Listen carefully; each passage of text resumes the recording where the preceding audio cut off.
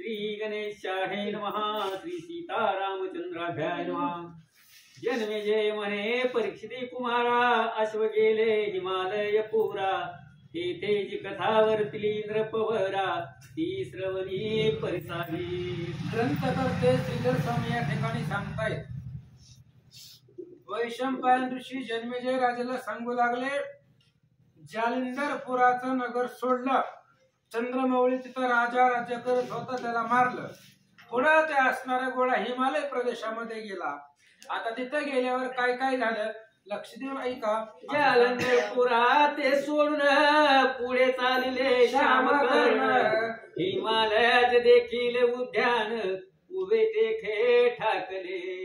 आणि मग त्या ठिकाणी जी श्यामकर्ण होते जालिंदरपुराचं नगर सोडलं जालिंदरपूर सोडलं हिमालय पर्वताच्या प्रदेशामध्ये गेले हिमाद्रीचं पाठार पाहिलं आणि घोडे तिथं थांबले असं सांगतात। ते हिमालयाचा नंदन मैनाक नामे बळसंपन्न तो पारदी खेळावया लागून आला होता वनाते। आणि त्या हिमालयाचा मुलगा मैनाक नाव होतं त्याचं तो शिकारीसाठी पारदी खेळायला शिकार करण्यासाठी वनाच्या मध्ये आलेला होता आणि त्या असणाऱ्या मुलानं त्या श्यामकर्ण घोड्याला पाहिलं असं सांगतात। दशकोटी वीरगणित संग होते विख्यात त्याही श्यामकर्ण त्वरित जरून नेले क्षण मात्रे।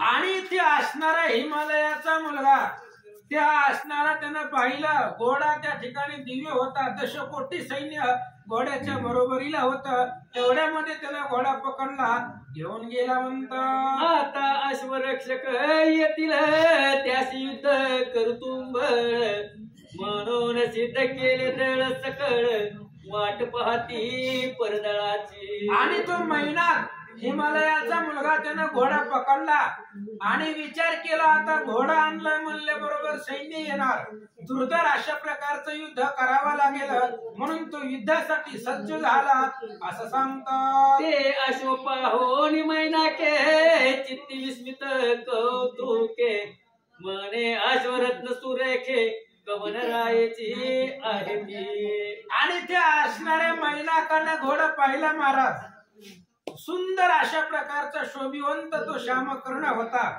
त्याने विचार केला एवढा सुंदर घोडा आहे कोणाचा असेल या प्रदेशामध्ये आला असा विचार त्या मैनाकाच्या मनामध्ये आला असं सांगतात। भारी कणकपत्र देखिले ते धरेंद्र पुत्र वाचिले अश्वधर्माचे कळले मग निंदित पत्र लिखितार्थ। आणि मग त्यानं विचार केला कोणाचा असेल ही घोडा परत त्या घोड्याच्या डोक्यावरती कपाळावरती त्यानं वाचलं आणि त्या मैनाकाच्या लक्षामध्ये आलं की धर्मराजाचा घोडा आहे यज्ञाचा आहे। मग त्या पत्राच्या अर्थ जाणून तो त्याची निंदा करू लागला काय म्हणतो ऐका। म्हणे मजाईसा बळवंत कोण आहे ब्रह्मांडात त्या राज जिंकील समर्थ देवेंद्र दैतेंद्रे जिंकले।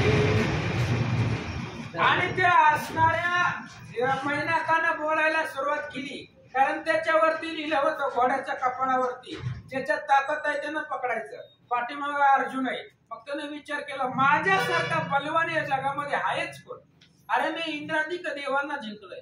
प्रत्येक राक्षसाला असंच वाटत होतं महाराज पाठीमाग माझ्यापेक्षा श्रेष्ठ कोण आहे आणि तोच गर्व त्या मैनाकाला झाला असं सांगतात। माझ्या प्रतापाची ज्वाला लागता कुर्म राज संतापला शीतळ करावया देहाला अद्याप स्वीकारी उदकाते। आणि त्याने विचार केला महाराज माझ्या असणाऱ्या प्रतापाची ज्वाळा माझा जे काय प्रताप आहे ती इंद्राधिक देवांना सुद्धा ती सहन होत नाहीये त्रिभुवनाला मी जिंकलेला आहे एवढी ताकद माझ्याकडे आहे असं तो मैनाक बोलू लागला।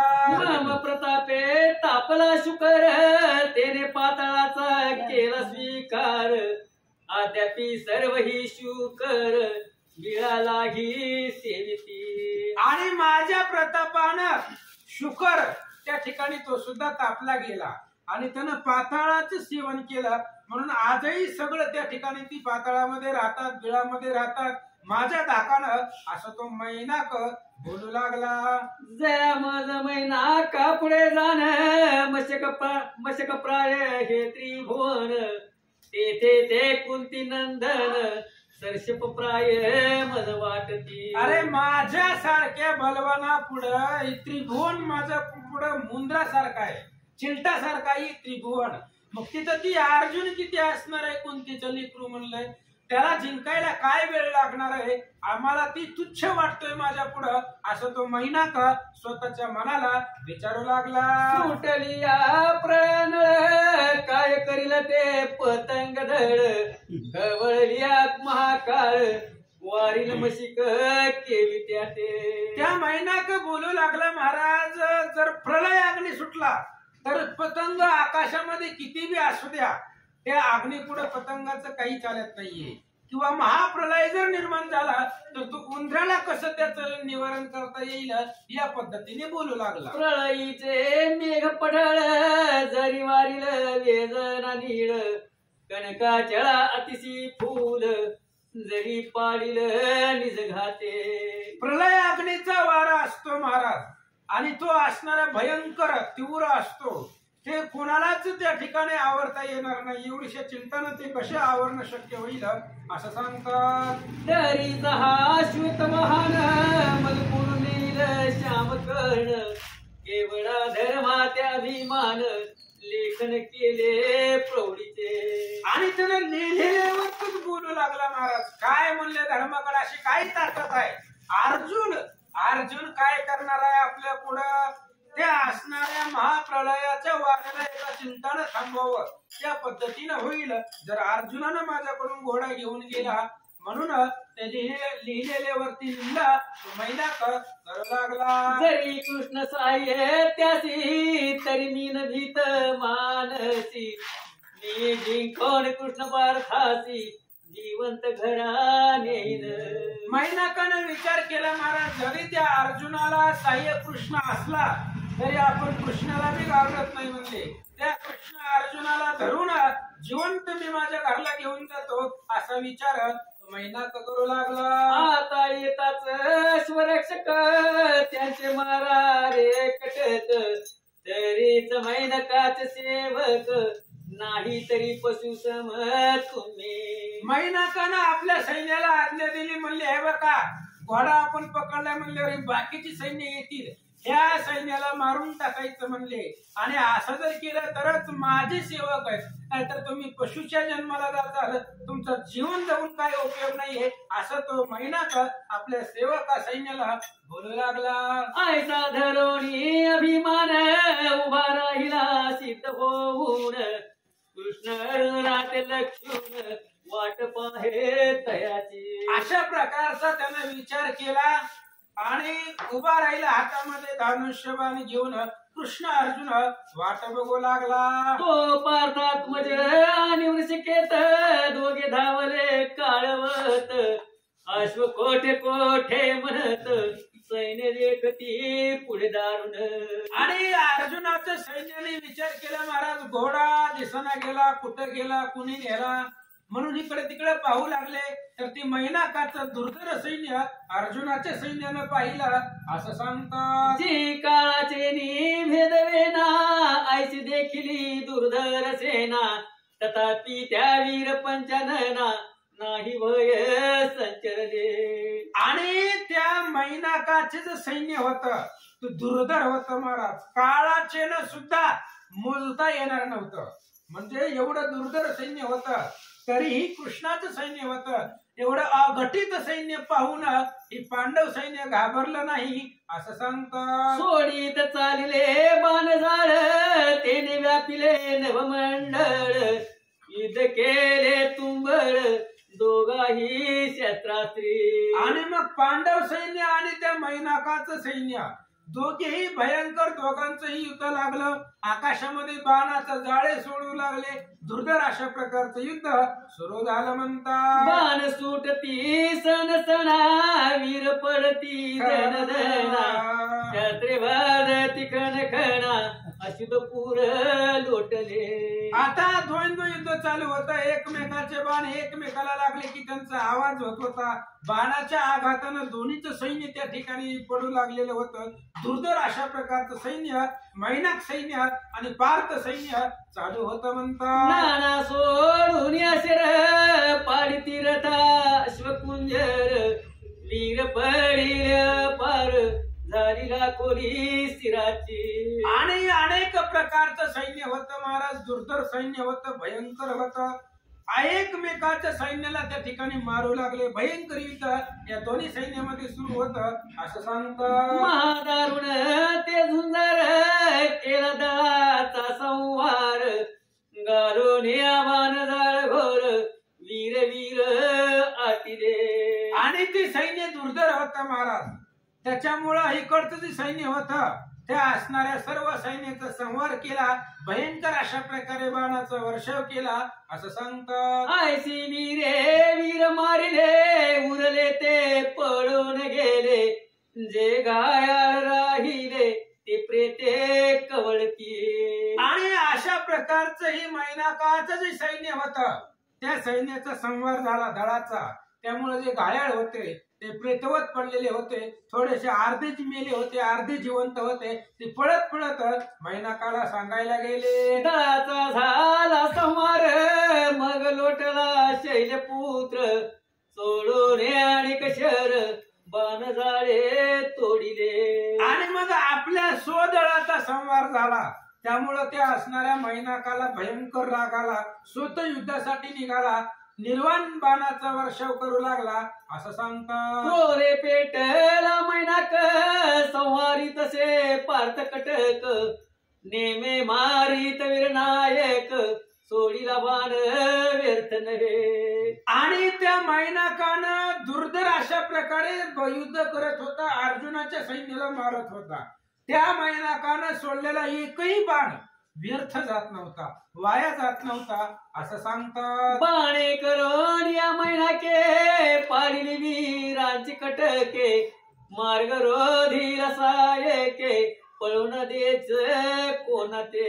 आणि त्या मैनाकानं दुर्धर युद्ध केलं महाराज. आणि अर्जुनाचं सैन्य होतं ते सैन्याला पाडलं गेलं. म्हणजे तो सैन्याला पळूनही जाऊ देत नव्हता, बंधन केलेलं होतं आणि त्या सैन्याला मारू लागला असं सांगतात. आयसे युद्ध केले कौतुके भूमी भरली रक्त पंके त्या माझी बुडती रथ चाके अश्वकर्णाग्र पर्यंत बुडती. अशा प्रकारचं भयंकर युद्ध झालं महाराज. पांडवाचं सैन्य भंगलं गेलं. त्यांच्या असणाऱ्या रक्ताच्या नद्या वाहू लागल्या. त्या रक्ताच्या नद्यामध्ये रथाची चाकं घोड्याच्या कानापर्यंत खाली बुडू लागली असं सांगतात. धाके गज पळो धावती ते त्या पंका माझी बुडती माहूत अंकुश मारिती परिण चालवे त्यांचे.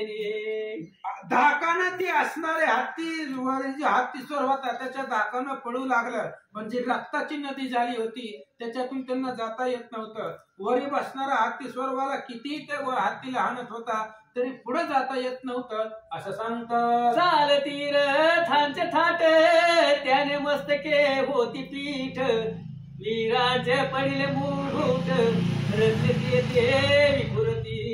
आणि जे काही वीर जमिनीवरती पडलेले होते त्याच्यावरनं रथाची चाकं चालली होती. त्यामुळे त्यांच्या डोक्यामधलं मुकुट त्या रथाच्या चाकानं भुगा होत होता. आणि रथाला त्या असणाऱ्या मुकुटाला जी रत्न होती ती रत्न जमिनीवरती विखुरली होती, पसरली होती असं सांगतात. बाण सुटती सनसनाट तेने घर्षण होय उत्कृष्ट तेथून पडे हवे वाट तो जाळीत उभय दळा. बाण एकमेकाचे दुर्धर सुटू लागले. बाण एकमेकाला घासू लागले. आणि बाणाच्या घर्षणामुळे अग्नी निघला सुटला आणि तो अग्नी सैन्याला जाळत निघाला असं सांगतात. भारतात्मज कर्णात्मज जाण जे जे करीती संधान ते ते टाकीत छेदून महावीर तो शैलात्मज. तो मैनाक महावीर होता, बलवान होता. वृष केतू आणि बब्रुवाण यांनी जेवढे बी बाण सोडले होते त्या सर्व बाणाचं निवारण ही हिमालय पुत्र मैनाक करत होता असं सांगतात. आयसे अनंत शर सोडिले वीर वीर पाडिले शेर झाडी खिळिले पार्थात्मजानी वृषकेता. अशा प्रकारचं त्या ठिकाणी असणारे बाण एकमेकाचे सोडू लागले, पण त्या असणाऱ्या मैनाकानं दुर्धर बाण सोडले आणि एवढ्या बाणाचं जाळ त्यांच्यावरती सोडलं. वृषकेताने बब्रुवाहन यांना बाणानं खिळून टाकलं असं सांगतात. मूर्तीत पाडिले दोघे जण मारित चालिला पांडव सैन्य रक्त निमनगा भरून लवणावधी पाहो धावती. आणि वृषकेतू आणि बब्रुवाहनाला त्या मैनाकानं मूर्छित पाडलं, जमिनीवरती पाडलं. मग आता पांडव सैन्याचं रक्षण करणारा कोणी नव्हतं, त्यामुळे पांडवाच्या सैन्याला तो मारीत निघाला, रक्ताच्या नद्या वाहू लागल्या असं सांगतात. जेवी प्रळय काळीचा वारा क्षणे उडवी मेघडंबरा देवी पार्थ सैन्याचा केला मातेरा वीर वीर आटिले. जशा प्रकारे त्या ठिकाणी सांगितलं महाराज, त्या पद्धतीनं अर्जुनाच्या सैन्याचा विध्वंस करून टाकला. कारण रक्षण करता कोणी नव्हतं आणि जो रक्षण करणार आहे तो जमिनीवरती पडला, त्यामुळे ती पांडव सैन्य मारित मैनाक निघाला. की प्रळय काळीचा अनळ तात्काळ जाळी त्रणाचे अचळ किंवा सरपांच कुळ एकला गरुड विध्वंसी. किंवा त्या ठिकाणी प्रलय काळाचा अग्नी असावा आणि तो अग्नी गवताला जाळीत निघतो, किंवा असंख्य साप असावी, त्या सापांना एकटा गरुड मारतो. तशा पद्धतीने पांडव सैन्याला मारित ही मैनाक निघाला. चंद्रहासाठी पार्थिव युद्ध करू धावले सर्व त्यांचे हरिले बळ वैभव शास्त्र संख्या सायके.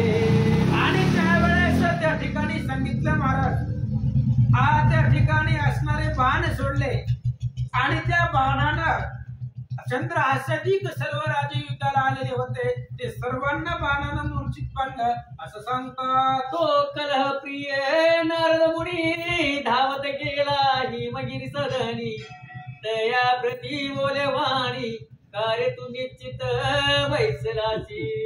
आणि मग त्यावेळेस असणाऱ्या त्या ह्यानं सांगितलं, कोणी नारद महाराज आले तिथं, आणि नारद महाराज डायरेक्ट तिकडे गेले त्याच्या बापाकडे, घरी गेले हिमालय पर्वताकडे, हिमालयाच्या साधनाला गेले. म्हणले बाबा बसला इथं निवांत, तिकडे लेकराची काय अवस्था झाली जरा जाऊन बघ. महाराज सांगू लागले, पार्थ आणि यदुनायक घेऊन आले निज कटक त्यासी पुत्र तुझा मैनाक बरव्या परी झुंजला.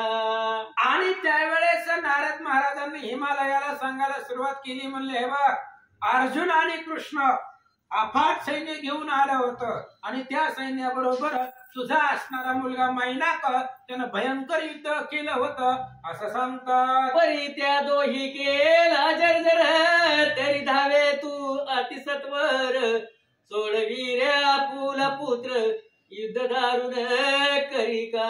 तुझ्या मुलाचा पराक्रम अतुलनीय होता, पण कृष्ण अर्जुना पुढे त्याचंही काही चाललं नाहीये.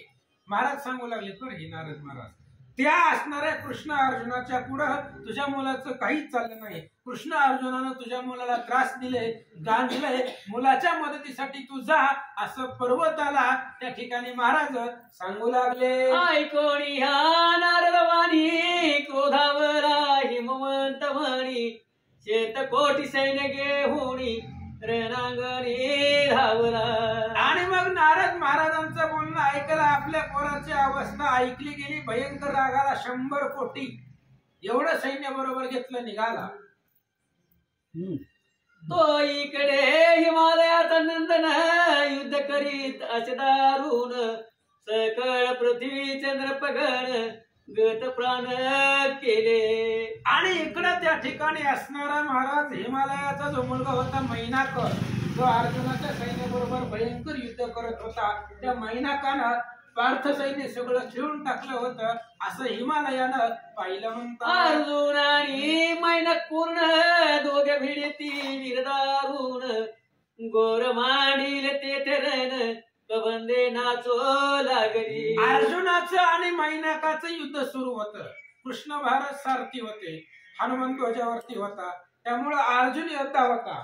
अर्जुन आणि मैनाक घनघोर युद्ध करू लागली. कबंद तिथं प्रेत नाचू लागली. असं सांगतात, तो नारद येऊनी पार्थाजवळी म्हणे काय लावी रे रडी. शेतकोटी सैन्यासी महाबळी हिमाद्री आला की धावून या. नारद महाराजांनी हिमालयाला सांगितलं. लगेच इकडे भगवान श्रीकृष्णाकडे आले, म्हणले देवा अरे ती 100 कोटी सैन्य घेऊन आले. कोण? हिमालय पर्वत. आणि तुझं सैन्य तर संपलंय, आता कसं करणार आहे, कसं युद्ध करणार? अशा प्रकारे महाराज बोलू लागले. ऐकता अर्जुन पावला भयाते म्हणे श्रीकृष्ण रक्षी येते. तुझ्या या अघटीत लिहिलेते नेनवेची मज लागी. नारद महाराजांचं बोलणं अर्जुनानं ऐकलं होतं युद्ध करता करता. आणि आधीच हे मैनाक ऐकत नव्हतं, एकटं होतं. आणि त्याच्यावर 100 कोटी सैन्य घेऊन आले ह्याचा बाप. त्यामुळं अर्जुनाने सांगितलं देवा आता आमचे काय जगत नाही म्हणले, पण तुमची कृपा आहे, काहीतरी लीला दाखवा आणि आम्हाला या संकटामधून वाचवा. असं अर्जुन बोलू लागला. मग मारुती म्हणे शेषशाही आता तू करावे काही. युद्ध करिता पुढे पाहाई येईल जावाई पर्वताचा. आणि त्यावेळेस असणाऱ्या त्या ठिकाणी सांगितलं महाराज. कोणी सांगितलं?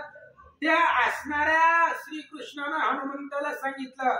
म्हणले हे बघ पर्वतापाशी जा आणि पर्वताला जरा समजावून सांग, कारण तू बुद्धिवान आहे. नाहीतर युद्ध करत असताना त्या असणाऱ्या पर्वताचा जावाई महादेव का शंकर, महादेव पर्वताचा जावाई आहे. पर्वताची मुलगी पार्वती महादेवाला दिले. त्यामुळे मग पर्वताच्या रक्षणासाठी इथं महादेव येतील. मग आमचं तर पहिल्यापासूनचे संबंध चांगले आहेत माझ्या आणि महादेवाचे. ह्याच्यामुळे जर आमचं युद्ध लागल, त्यामुळे जरा मधल्या मार्ग शिष्टाईचा कर. असं भगवान श्रीकृष्ण हनुमंताला सांगतात. तो जाऊनी हनुमंता हिमगिरी बोधावा आता.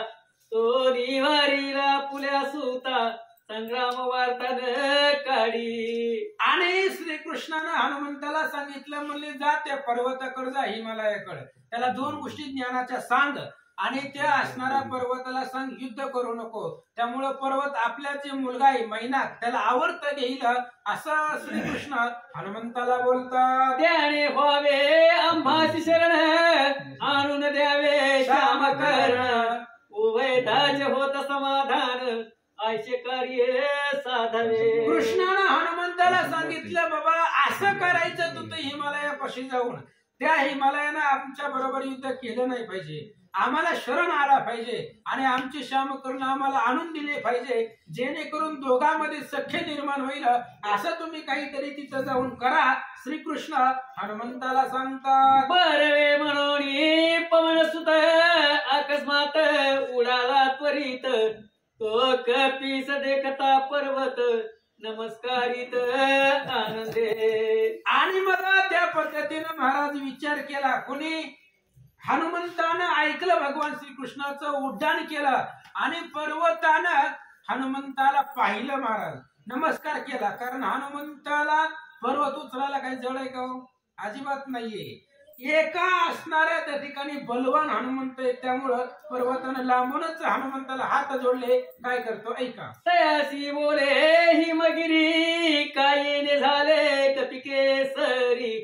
कृपा केली मजवरी भाग्य उदय झाला.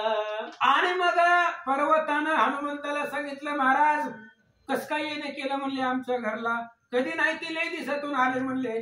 काय निमित्त मनामध्ये आहे?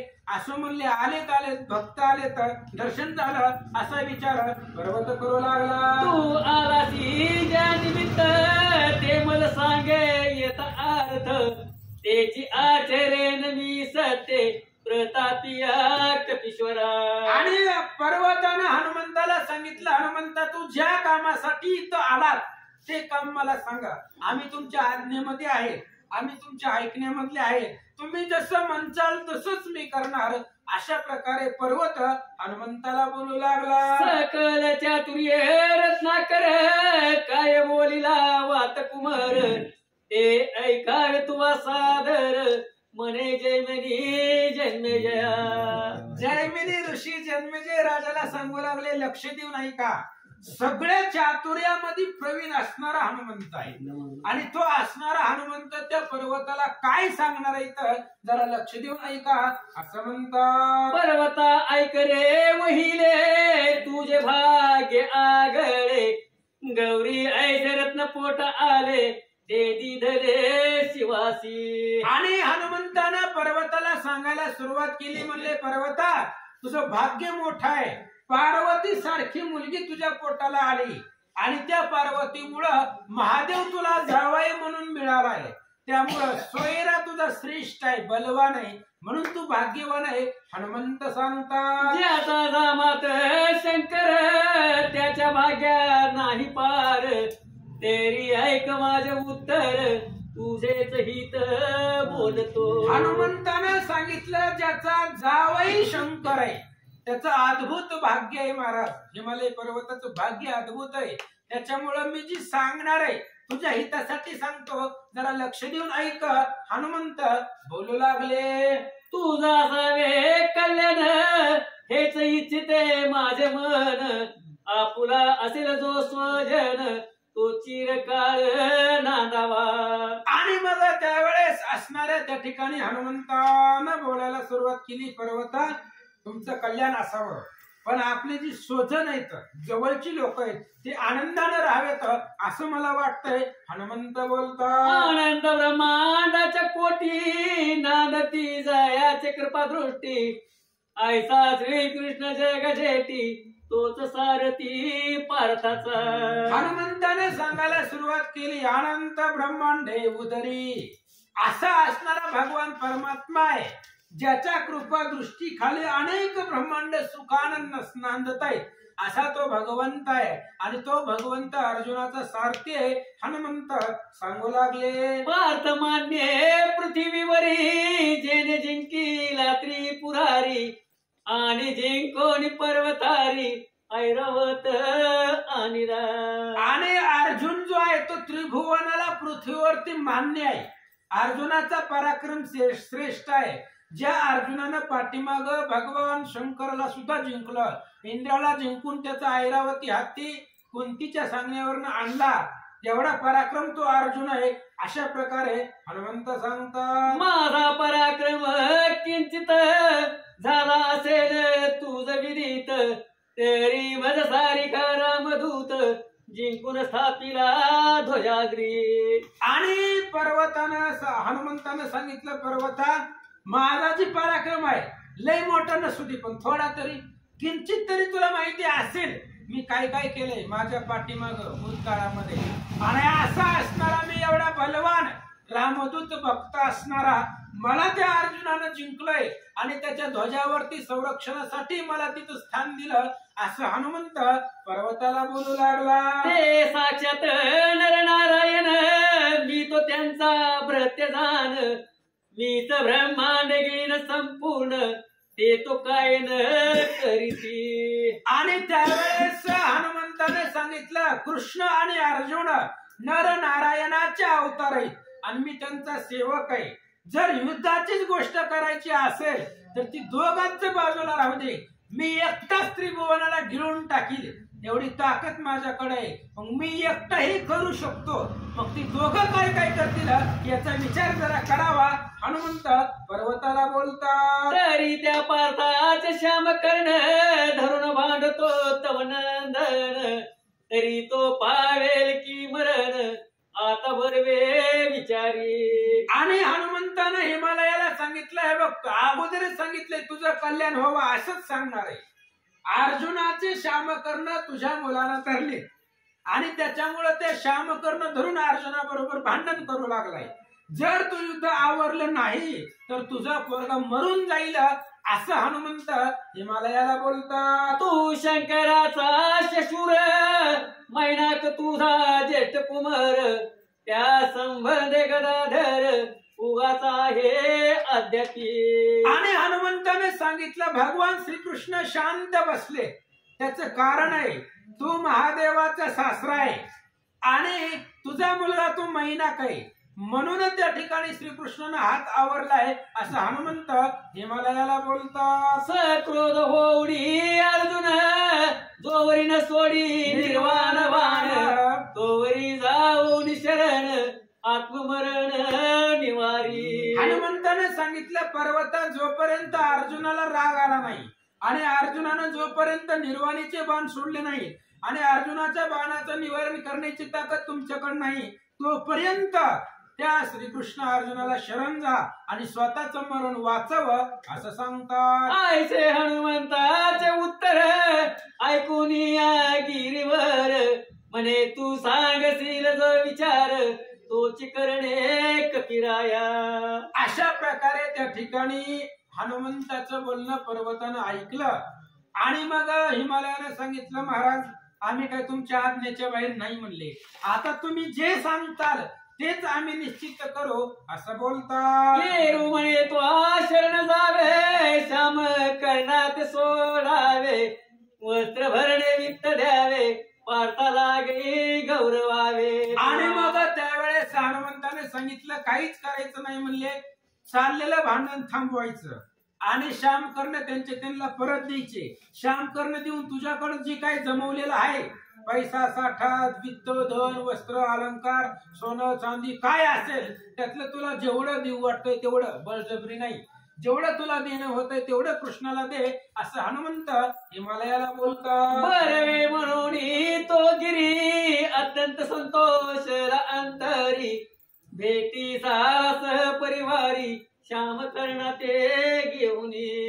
आणि मग अशा प्रकारे हनुमंताचं बोलणं ऐकलं, पर्वताला पटलं. पर्वतानं सुद्धा विचार अंतकरणामध्ये केला, परिवाराला सोबत घेतलं, श्यामकर्ण बरोबर घेतले, कृष्ण अर्जुनाच्या भेटीसाठी निघाला. द्रोणी देखता नर नारायण पर्वते घातले लोटांगण दिदले क्षेमलिंगण पार्थे आणि यादवेशे. आणि मग त्या असणाऱ्या हिमालयानं दुरूनच भगवान श्रीकृष्ण अर्जुनाला पाहिलं, नमस्कार केला, लोटांगण घातलं.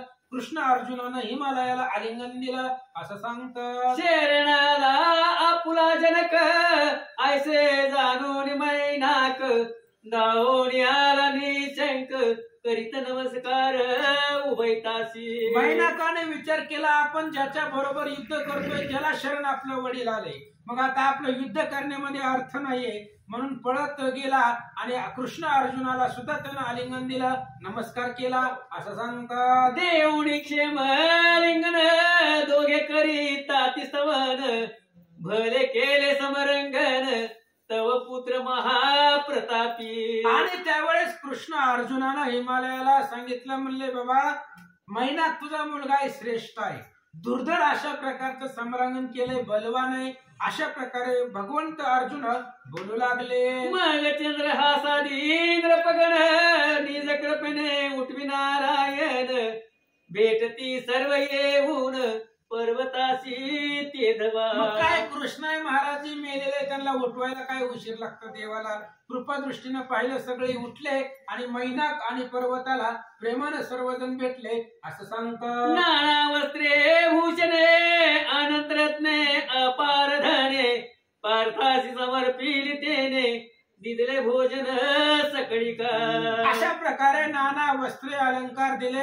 पर्वतानं भगवान श्रीकृष्ण अर्जुन सैन्याला घरी नेरलं, सुंदर अशा प्रकारचं जेवण खाऊ घातलं असं सांगतात. 4 दिवस ठेवून गौरविले कृष्णार्जुन वस्त्राभरणे श्वेतवाहन देता झाला तयासी. अशा प्रकारे 4 दिवस भगवान श्रीकृष्ण अर्जुनाला आपल्या घरामध्ये ठेवलं. जात असताना श्यामकर्ण बरोबर दिला, धन वस्त्र अलंकार दिले, कृष्ण अर्जुनाची बोलवण केली.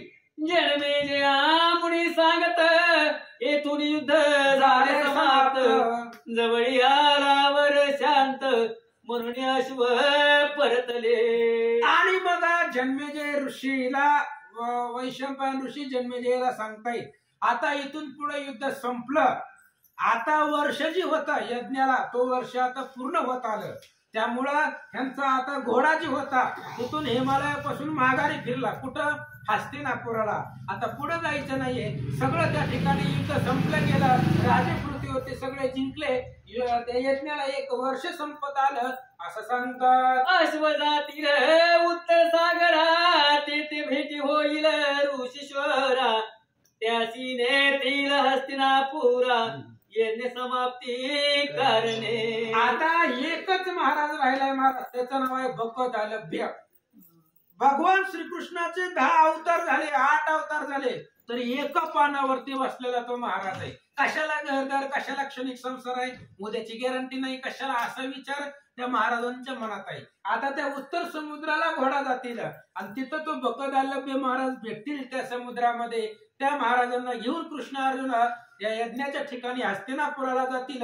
उद्याची कथा आहे, ऐका म्हणतात. हे कूर्म पुराणीचे आख्यान तुझं म्या सांगितले संपूर्ण येते संतुष्ट जगत जीवन तो भक्त जन कैवारी. आणि मग जन्मेजय राजाला वैशंपायन महाराज सांगतायत कुर्म पुराणामधली कथा होती, तुम्हाला सविस्तर सांगितली. भगवान श्रीकृष्ण ही कथा वाचन पठन केल्यानंतर ना त्याच्यावरती प्रसन्न होती. अर्जुनाचा हरिरागमान इतर शुरांचा राखीला मान यश दिधे पार्थाला गुण ऐसा जगतात्मा लागली. अशा प्रकारचा भगवान परमात्मा अर्जुनाचा जो गर्व होता तो हरण केला. जे काही शूरवीर होते त्यांना मान सन्मान दिला, अर्जुनाला यश मिळवून दिलं. अशा प्रकारचा भगवंत आहे असं सांगतात. रायासी बोले मुनीवर हा सर्व पुराणीचा सार उद्धार व्यास वचन मृतसागर तुझ्या म्हणतो दाविला. अशा प्रकारे त्या ठिकाणी ऋषी सांगू लागले, बाबा व्यास पुराणामधला हे सगळं पुराणाची कथा आहे आणि व्यास महाराजांनीच सांगितलेलं आहे, त्यांच्या मुखामधलंच आहे, महाभारताचा एक प्रसंगच आहे असं सांगतात. ऐकोनी मुनी वचन राव पावला समाधान सर्वांगी निवार म्हणून लोटांगण घातले. अशा प्रकारे वैशंपायन ऋषीचं जैमिनी ऋषीचं बोलणं जन्मेजय राजानं ऐकलं आणि सांगितलं, महाराज आजपर्यंत तुम्ही कथा सुंदर सांगितल्या, ही आम्हाला माहिती नव्हती. आमचे जरी पूर्वज असले तरी आम्हाला पूर्वजांचं काय माहिती, आम्हाला पंजोबाचं नाव माहिती नसते. सांगणारा कोणीतरी लागतोय, ते तुम्ही आम्हाला सांगितलं, अंतःकरणाला समाधान वाटलं असं सांगतात. द्विजेंद्र पाते उठवून प्रेमे दिधले अलिंगन दोघे झाले सुख संपन्न तविता ती येर येरा. आणि मग वैशंपायन ऋषीने जन्मेजय राजाला उठवलं म्हणजे आता संपली कथा सांगायची, त्याच्यामुळे उठवलं आणि एकमेकाला आलिंगन दिलं, कडकडून भेटले असं सांगतात. हे पवित्र भारताख्यान याच करीत श्रवण कली कलमश जाय झडवून रमती जाण विष्णू लोकी. आणि अशा प्रकारचं ही भारत आहे महाराज, महाभारताचाच एक भाग आहे, अथांग आहे महाभारत. आणि हे जर ऐकलं तरी काय कल्मश आहे, दुरित आहे, ते जवळ येत नाही, तो विष्णू पदाला जातो असं सांगतात. अनेक पुष्पाचा रससार जैसा घेतो तो मधुकर तैसा सर्व पूर्ण उद्धार काढून कथा कथिली म्या. आणि त्या ठिकाणी सांगतायत जैमिनी ऋषी किंवा श्रीधर स्वामी सांगतायत की बाबा महाभारत अथांग ग्रंथ आहे आणि तो असतो भ्रमर, तो अनेक फुलांचा सुगंध घेत असतो सार. तशा पद्धतीने सगळ्या ग्रंथामधलं सार घेऊन हे सुंदर अशा प्रकारचा ग्रंथ याचं सार तुला सांगितलं असं म्हणतात. दुदंबी पासून हिमालयापर्यंत ज्यामे चरित्र वर्णिल येत हे व्यास कृत पूर्ण उक्त मम कृत्य नव्हे की. आणि त्यावेळेस असणारे श्रीधर स्वामी सांगतायत की बाबा दुदुंबीच्या कथेपासून ते हिमालयापर्यंत जी कथा तुला सांगितली ती व्यास महाराजांनीच सांगितलंय, याच्यामध्ये माझ्या मनाचं काहीच नाहीये. कारण जगामध्ये 2 महाकवी, महर्षी व्यास आणि महर्षी वाल्मिक, बाकीचे सगळे कवी, पण महाकवी हे 2 जण आहेत. त्यामुळं संपूर्ण भारत व्यासांचं आहे, त्यांच्याच मुखामधले हे शब्द आहेत असं ग्रंथकर्ते सांगतात. म्हणून त्या ग्रंथाहून भिन्न म्याही केले वर्णन सदभाव कर जोडून श्रीधर विनवी श्रोतया. आणि म्हणून ते असणाऱ्या ग्रंथामध्ये जे सांगितलंय कोणत्या व्यास महाराजांनी महाभारतामध्ये जे सांगितलंय तेच मी वर्णन केलंय. इथं बाहेरचं कुठलं काही घातलेलं नाही, माझ्या मनाचं मी काही सांगितलेलं नाहीये. जसं व्यास महाराज पूर्वी बोलले होते त्या पद्धतीने तोच ग्रंथ प्राकृत मध्ये करून सांगितला असं सांगतात. येथे जे असेल न्यून्यपूर्ण ते संती करावे संपूर्ण म्हणून घातले लोटांगण श्रीधरे सकळा लागून. श्रीधर स्वामींनी सर्व असणाऱ्या श्रोते मायबाबांना लोटांगण घालून सांगितलं. कथा तुम्हाला सांगितली पहिल्या अध्यायापासून. जर याच्यामध्ये काही कमीपणा वाटला तर संत लोकांनी त्याच्यामध्ये भर घालावी असं सांगतात. इथे श्री धर्माश्वमेध पुराणांतर कथा अनुवाद भीमगिरी सुताख्यान संपले अगाध. अष्टचितम अध्याय गोळा कुंडली श्री ज्ञानदेव